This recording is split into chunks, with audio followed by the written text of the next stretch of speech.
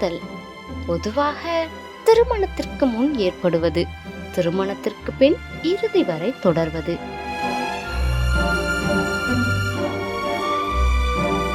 அப்புறம் என்ன, படிப்பும் போச்சு, இருந்த நல்ல பெயரும் போச்சு, குடும்பத்தில் இருந்த நிம்மதி போயே போச்சு.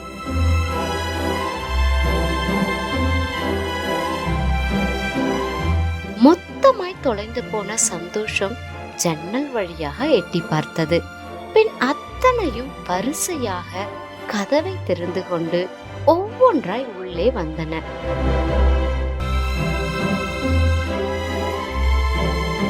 ஜெயந்தி ராஜு வாழ்வில் வந்த புது உறவல்ல, புது வசந்தம். ஜெயந்தி வந்த பிறகுதான் ராஜு வாழ்க்கையை ரசித்து வாழ ஆரம்பித்தான்.